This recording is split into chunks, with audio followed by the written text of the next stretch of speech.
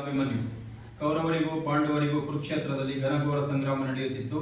12ನೇ ದಿನ ದ್ರೋಣಾಚಾರ್ಯರು ಚಕ್ರವ್ಯೂಹವನ್ನು ರಚಿಸಿದ್ದರು. ಕೃಷ್ಣ, ಬಲರಾಮ ಮತ್ತು ಅರ್ಜುನನನ್ನು ಬಿಟ್ಟರೆ ಚಕ್ರವ್ಯೂಹವನ್ನು ಭೇದಿಸುವ ವಿದ್ಯೆ ಉಳಿದ ಪಾಂಡವರಾರಿಗೂ ಗೊತ್ತಿರಲಿಲ್ಲ.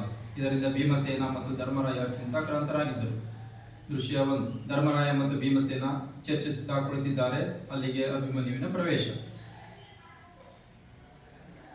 ದೊಡ್ಡಪ್ಪ, ನೀವೇಕೆ ಇನ್ನು ಬಹಳ ಚಿಂತಾಕ್ರಾಂತರಾಗಿರುವಿರಿ? ಬಾ ಮಗು. ಅಭಿಮನ್ಯು ದ್ರೋಣಾಚಾರ್ಯರು ರಚಿಸಿದ ಚಕ್ರವನ್ನು ಭೇದಿಸುವ ವಿದ್ಯೆ ತನ್ನ ತಂದೆಯಾದ ಅರ್ಜುನ, ಶ್ರೀಕೃಷ್ಣ ಹಾಗೂ ಬಲರಾಮನಿಗೆ ಮಾತ್ರ ಗೊತ್ತು. ಆದರೆ ಈಗ ಅವರು ಅನಿವಾರ್ಯವಾಗಿ ಸಂಸಪ್ತಕರೆಂಬ ರಾಕ್ಷಸರನ್ನು ಎದುರಿಸಲು ಹೋಗಿದ್ದಾರೆ. ಈಗೇನು ಮಾಡಬೇಕು ಎಂಬುದೇ ದೊಡ್ಡ ಚಿಂತೆಯಾಗಿದೆ. ದೊಡ್ಡಪ್ಪ, ಇಷ್ಟು ಚಿಕ್ಕ ವಿಷಯಕ್ಕೆ ಅಷ್ಟೊಂದು ಚಿಂತೆ ಏನು? ಇದು ಚಿಕ್ಕ ವಿಷಯವೇ ಕಂದ. ಕೌರವರಿಗೂ ಪಾಂಡವರಿಗೂ ಬಿಲ್ವಿದ್ಯೆ ಕಲಿಸಿದ ದ್ರೋಣಾಚಾರ್ಯರು ರಚಿಸಿದ ಚಕ್ರವನ್ನು ಭೇದಿಸುವುದು ಅಷ್ಟು ಸುಲಭದ ಕೆಲಸವೇ? ಚಿಂತೆಯನ್ನು ಬಿಡಿ ದೊಡ್ಡಪ್ಪ.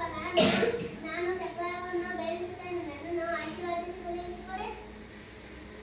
ಬೇಸ್ ಕುಮಾರ, ನಿನ್ನ ಮಾತುಗಳನ್ನು ಕೇಳುತ್ತಿದ್ದರೆ ನಮಗೆ ಅತೀವ ಸಂತೋಷವಾಗುತ್ತಿದೆ. ನಿನ್ನನ್ನು ಪಡೆದ ನಾವೇ ಧನ್ಯರು. ಆದರೆ ಅಲ್ಲಿಂದರೇನು ದೊಡ್ಡಪ್ಪ? ನನ್ನ ಸಾಮರ್ಥ್ಯದ ಮೇಲೆ ನಿಮಗೆ ಶಕ್ತಿಯೇ? ನನ್ನ ಮೈಯಲ್ಲಿ ಹರಿಯುತ್ತಿರುವುದು ಶಕ್ತಿಯ ಔಷಧ ರಕ್ತ. ನಾನು ಜಗದ್ವಿಖ್ಯಾತ ಅರ್ಜುನನ ಮಗ. ಹೌದು ಮಗು, ನೀ ಹೇಳುತ್ತಿರುವುದರಲ್ಲಿ ಯಾವುದೇ ಸಂದೇಹವಿಲ್ಲ. ಈ ಘನಘೋರ ಯುದ್ಧವು ನಿನ್ನಂತ ಬಾಲಕನಿಗೆ ಸಲ್ಲದು ಕುಮಾರ. ಚಕ್ರವನ್ನು ಭೇದಿಸುವ ವಿದ್ಯೆಯನ್ನು ನಾನು ನನ್ನ ತಾಯಿಯ ಗರ್ಭದಲ್ಲಿರುವಾಗಲೇ ಶ್ರೀಕೃಷ್ಣ ಪರಮಾತ್ಮನಿಂದ ತಿಳಿದುಕೊಂಡಿದ್ದೇನೆ. ನನ್ನನ್ನು ಅರಸಿ ಕಳುಹಿಸಿಕೊಡಿ. ಅಲೆ ಕುಮಾರ, ನಿನ್ನ ಪರಾಕ್ರಮ ಮಾತುಗಳನ್ನು ಕೇಳುತ್ತಿದ್ದೆ. ನೀನು ಚಕ್ರವ್ಯೂಹವನ್ನು ಭೇದಿಸುವುದರಲ್ಲಿ ಯಾವುದೇ ಅನುಮಾನವಿಲ್ಲ. ಏನು ಭೀಮಸೇನ, ನೀನು ಹೇಳುತ್ತಿರುವುದು? ಅಭಿಮನ್ಯು ಇನ್ನು ಮಗು. ಅವನನ್ನು ಯುದ್ಧಕ್ಕೆ ಕಳುಹಿಸುವುದು ನನಗೆ ಸರಿ ಕಾಣಿಸದು.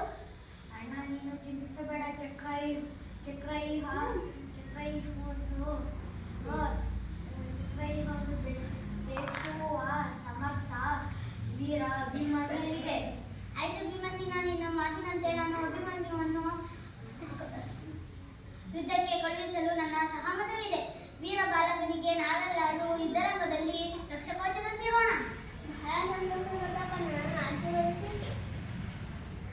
ದೃಶ್ಯ 2. ಸುಭದ್ರೆ ಅರಮನೆ. ಅಭಿಮನ್ಯು ತನ್ನ ತಾಯಿ ಸುಭದ್ರೆಯ ಪಾದಗಳಿಗೆ ಎರಗುವನು.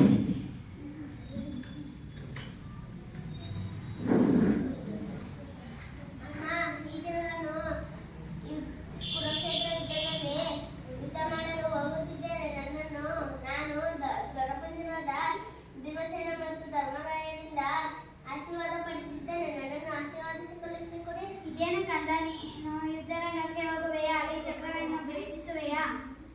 ಏಕಮಯಿ ಸುಭದ್ರನಂದನ ವೀರ ಅಭಿಮನ್ಯುವಿನ ಮೇಲೆ ನಿನಗೆ ಸಂದೇಹವೇ? ನನ್ನನ್ನು ಆಶೀರ್ವದಿಸಿ ಕಳುಹಿಸಿಕೊಡಮ್ಮ. ಆಗ ನಿಮಗ ಶ್ರೀಕೃಷ್ಣ ಪರಮಾತ್ಮನ ಕೃಪೆ ತಂದೆ ಶೌರ್ಯ ನಿನ್ನಲ್ಲಿರುವಾಗ ಸಂದೇಹದ ಮಾತೆ. ಜಯಶಾಲಿಯಾಗಿ ಬಾ ಮಗನೇ, ಹೋಗಿ ಬಾ, ನಿನಗೆ ಮಂಗಳವಾಗಲಿ. ಉತ್ತರೆಯ ಪ್ರವೇಶ.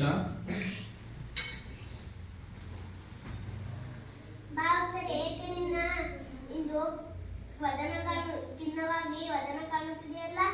ಪ್ರಾಣಕಾಂತ, ನೀವು ಯುದ್ಧರಂಗಕ್ಕೆ ಹೋಗುವ ವಿಷಯ ತಿಳಿಯಿತು. ಅದಕ್ಕಾಗಿ ಈ ರೀತಿಯ ಖಿನ್ನತೆ. ಚಿಂತಿಸಬೇಡ ಉತ್ತರೆ. ನಾನು ಧೈರ್ಯವಾಗಿ ಜಯಶಾಲಿಯಾಗಿ ಹಿಂದಿರುಗುತ್ತೇನೆ. ನನ್ನನ್ನು ಮುಖದಿಂದ ಕಳುಹಿಸಿಕೊಡು. ಆಗಲಿ, ಜಯವಿರುವುದರಗ ಭಯವೇಕೆ? ಯುದ್ಧ ಕ್ಷತ್ರಿಯ ಧರ್ಮ. ಹೋಗಿ ಬನ್ನಿ, ಆ ಪರಮಾತ್ಮ ನಿಮಗೆ ಒಳಿತು ಮಾಡಲಿ. ದೃಶ್ಯ 3. ಅಭಿಮನ್ಯು ಸೂರ್ಯನಂತೆ ಪ್ರಕಾಶಿಸುತ್ತಾ ರಥವನ್ನೇರಿ ಯುದ್ಧ ಭೂಮಿಗೆ ಪ್ರವೇಶ ಮಾಡುತ್ತಾನೆ. ಅಭಿಮನ್ಯು: ಸುಮಿತ್ರ, ಆದಷ್ಟು ಬೇಗ ನನ್ನನ್ನು ದ್ರೋಣಾಚಾರ್ಯ ರಚಿಸುವ ಚಕ್ರವ್ಯೂಹದ ಕಡೆ ಕರೆದುಕೊಂಡು ಹೋಗು. ಭೀಮನೊಂದಿಗೆ ಪಾಂಡವರ ಸೈನ್ಯವು ಅಭಿಮನ್ಯುವಿನ ನೆರಳಿನಂತೆ ಹಿಂಬಾಲಿಸಿ ಬರುತ್ತದೆ. ಬನ್ನಿರಿ, ಒಬ್ಬೊಬ್ಬರಾಗಿ ಬನ್ನಿ. ನಿಮ್ಮನ್ನೆಲ್ಲ ತಲೆಗಳೊಂದಿಗೆ ತೂರಿ ಯಮಪುರಕ್ಕೆ ಕಳಿಸುತ್ತೇನೆ. ದ್ರೋಣ, ಕರ್ಣ ಹಾಗೂ ಕೌರವ ಸೇನೆ ಸೇರಿ ಅಭಿಮನ್ಯುವಿನ ವೀರಾವೇಶ ನೋಡಿ ಆತನನ್ನು ಮುಗಿಸಲು ತಂತ್ರ ಹೂಡುವರು. ವೀರಾವೇಶದಿಂದ ಹೊರಡುತ್ತಿರುವಾಗ ಕೌರವರು ಹಿಂದಿನಿಂದ ಬಂದು ಅಭಿಮನ್ಯುವಿನ ಕೈಗಳನ್ನು ಕತ್ತರಿಸುವರು.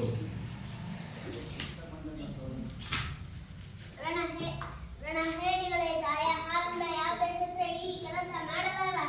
ವೀರಾವೇಶದಿಂದ ಹೋರಾಡಿ ಸತ್ತು ಸ್ವರ್ಗ ಸೇರುವುದನ್ನು ಬಿಟ್ಟು ನರಕದ ದಾರಿ ಹಿಡಿಯುತ್ತೀರಾ? ನಿಮಗೆ ಧಿಕ್ಕಾರವಿರಲಿ. ಸೈಂಧವರಾಜ, ಬಿಡಬೇಡ. ಒಡೆಯ, ಕಾರಣ, ಜಯದ್ರಥ, ನೀವೆಲ್ಲರೂ ಅವನ ಮೇಲೆ ಒಟ್ಟಾಗಿ ಬಿಟ್ಟಿದ್ದೀರಿ. ಅಭಿಮನ್ಯು ರತ್ನಚಕ್ರವನ್ನು ಕೈಯಲ್ಲಿ ತಿರುಗಿಸಿ ವೀರಾವೇಶದಿಂದ ಹೋರಾಡಿ ವೀರ ಮರಣ ಹೊಂದುವನು.